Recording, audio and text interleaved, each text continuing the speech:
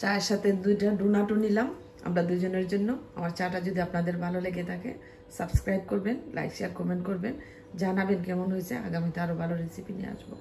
সে পর্যন্ত ভালো থাকবেন। আসসালামু আলাইকুম। ধন্যবাদ। আসসালামু আলাইকুম প্রিয় দর্শক, কেমন আছেন আপনারা? আশা করি ভালো আছেন। আমি আপনাদের দোয়ায় ভালো আছি। আজকে আমি একটা চা বানাবো, আপনাদেরকে দেখাবো একটা হেলদি চা। কি কি লাগবে দিতে দিতে সব বলে দিব। আমি এখানে 2 কাপ পানি দিয়ে দিলাম চায়ের জন্য।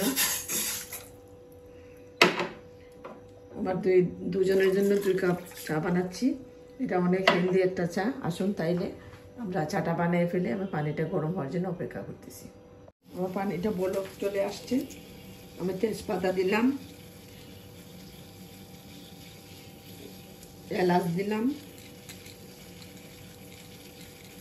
দারুচিনি দিলাম, আর দিয়ে দিব লবঙ্গ, আর সাথে আছে মেথি। মেথিটা দিলে খুবই ভালো হয়, গ্রানটাও সুন্দর। এখন এগুলা দিয়ে আমি আরও জাল দিব। সে পর্যন্ত আমার সাথেই থাকবে। দেখেন কালারটা চেঞ্জ হয়ে গেছে। তেজপাতা, দারচিনি, এলাচি, লবঙ্গ আর মেথির গ্রান চলে আসছে। এখন আমি পাতা দিয়ে চুলাটা বন্ধ করে দেবো। বেশি জাল দিব না, জাল দিলে চাটা নষ্ট হয়ে যাবে। আমি চা পাতাটা দিয়ে দিচ্ছি। বেশি কালো করবো না, আমি চুলাটা বন্ধ করে দিচ্ছি। হালকা কালার আসবে। এখন আমি চাটা সেঁকে নেই, তারপর আপনাদেরকে দেখাবো। সে পর্যন্ত সাথেই থাকবে।